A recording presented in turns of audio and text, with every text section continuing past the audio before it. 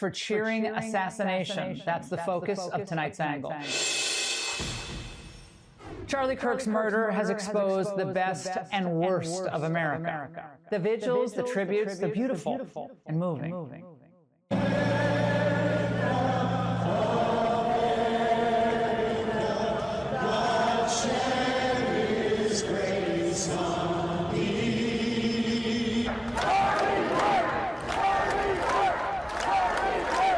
But we can't ignore the dark side. That online and on campus, an element of our society reveled and is reveling in his death, calling for more assassinations even, and even staging their own grotesque reenactments. This is what happened at Texas State University.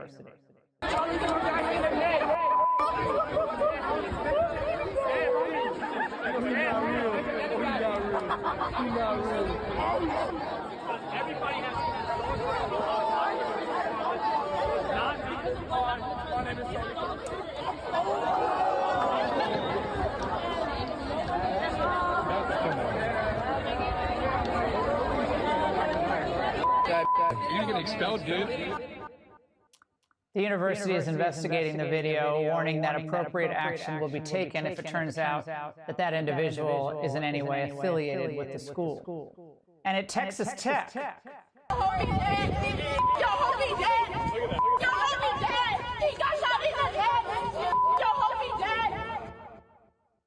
if she was a drama major, she must have been failing.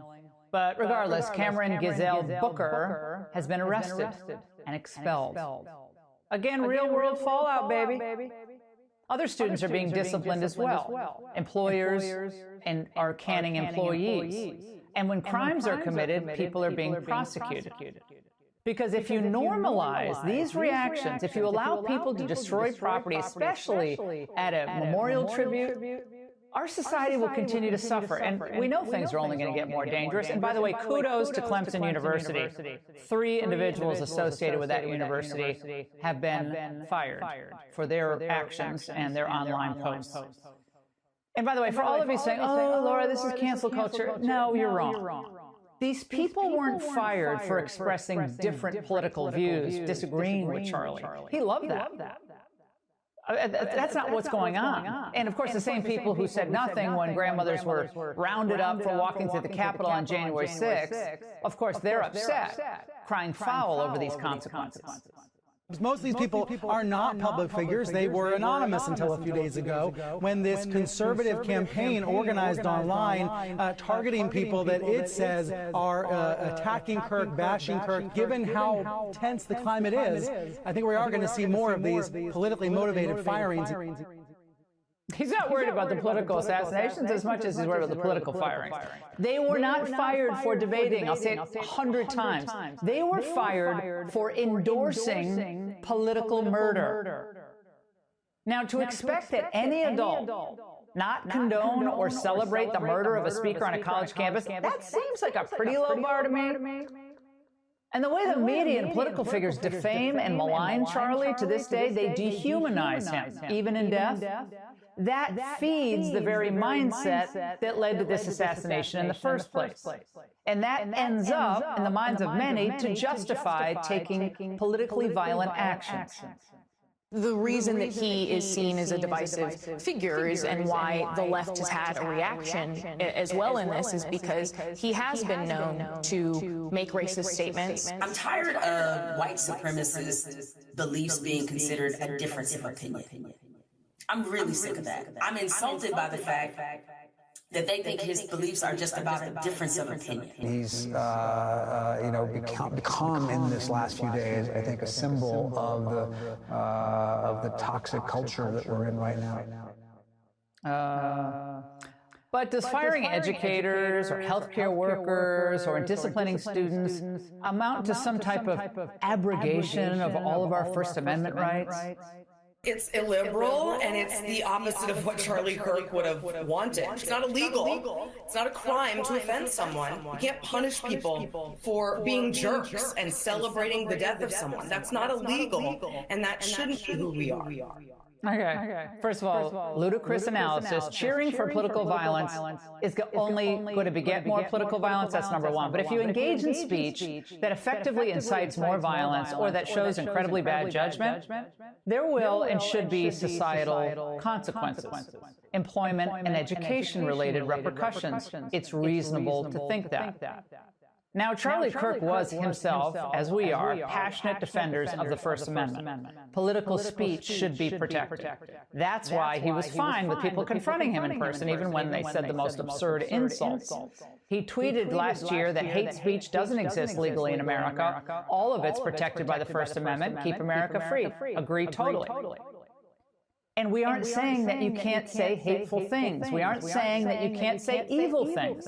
But if you celebrate an assassination, then it is reasonable to expect that that could have negative consequences for your career. Hello.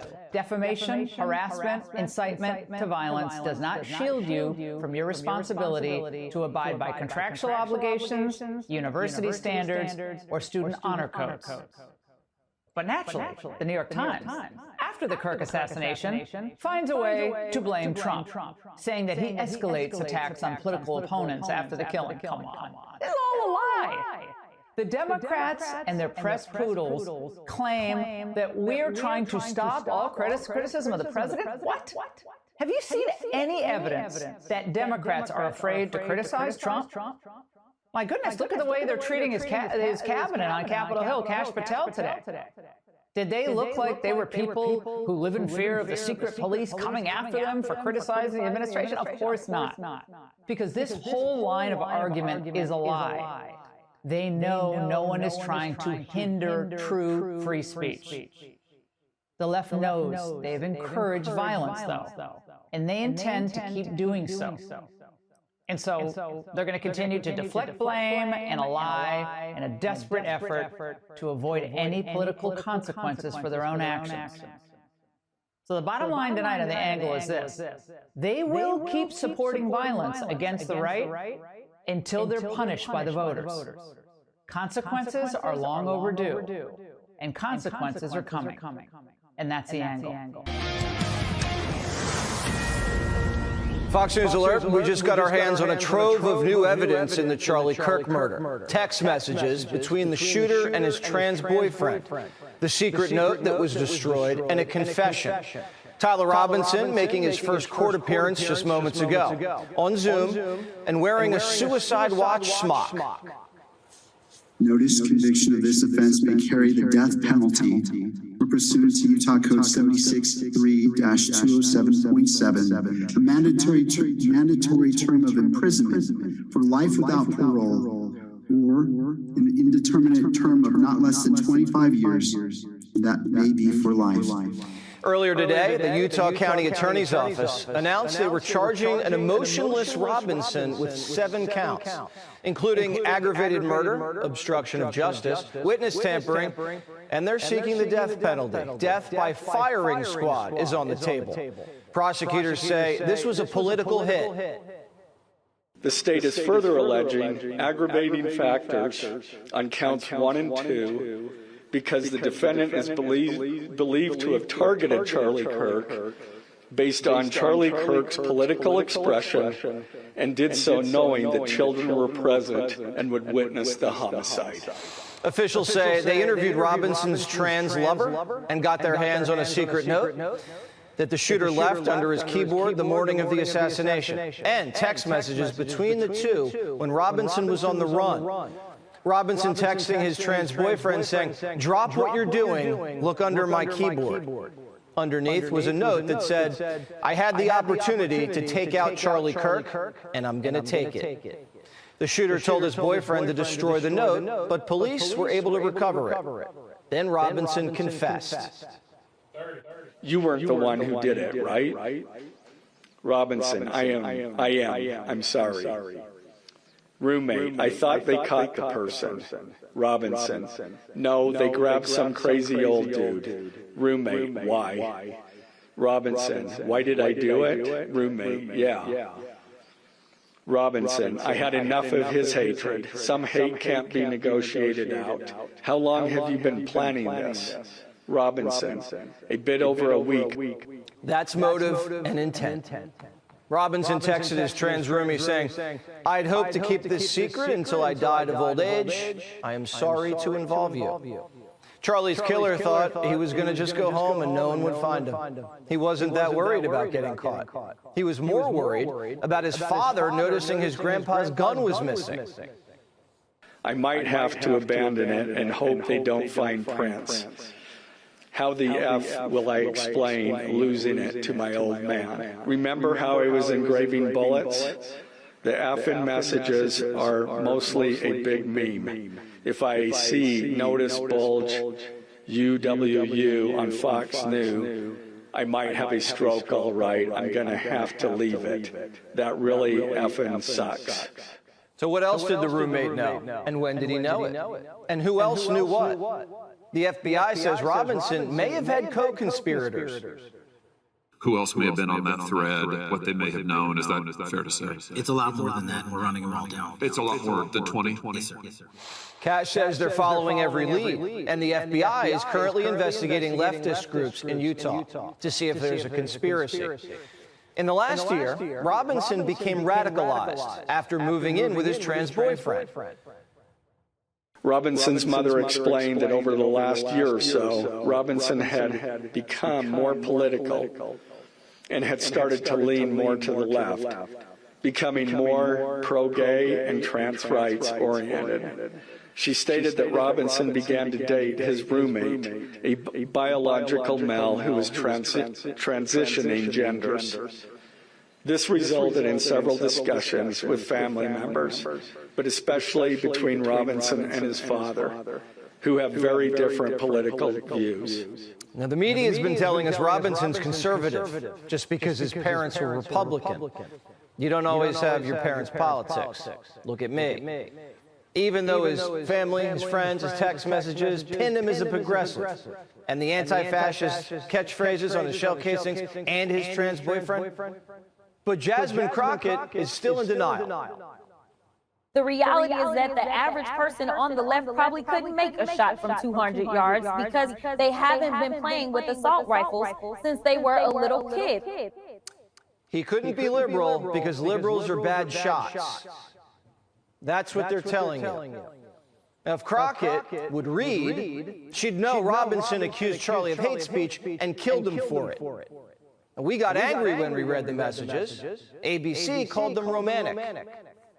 It was very touching in a way that I think many of us didn't expect. A very intimate portrait into this relationship between the suspect's roommate and the suspect himself, with him repeatedly calling his roommate who is transitioning, calling him my love, and I want to protect you, my love.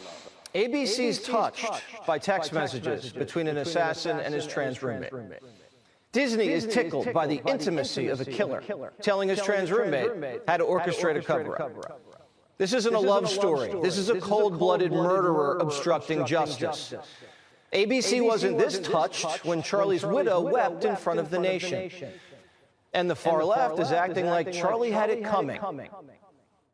If you wanted Charlie Kirk to be alive, Donald Trump shouldn't have been president for the second term. You need conservatives to be afraid of getting killed when they go to events so that they look to their leadership to turn down the temperature. The issue is right now, they don't feel like there's any fear. That guy's name's Destiny, and he just learned his fate. He's fired and banned from making any more money on his site. You need conservatives to be afraid of getting killed when you go to events? CNN is defending this guy. We can't punish people for disagreeing with us. We can't punish people for being jerks and celebrating the death of someone. That's not illegal, and that shouldn't be who we are. She's right. It's not illegal to say Charlie deserved to die, and they're glad he did. They have a right to say that, but we have a right to fire you. You can't walk into the office and say you're into homicide. You can't work at CNN and tweet, "I'm comfortable with cold-blooded murder. More people need to be killed." Speech is free, but you're not free from the consequences. If you're glad Charlie's dead and thought he had it coming, I'm supposed to sit next to you in the break room? You're going to teach my kid at school or serve in government?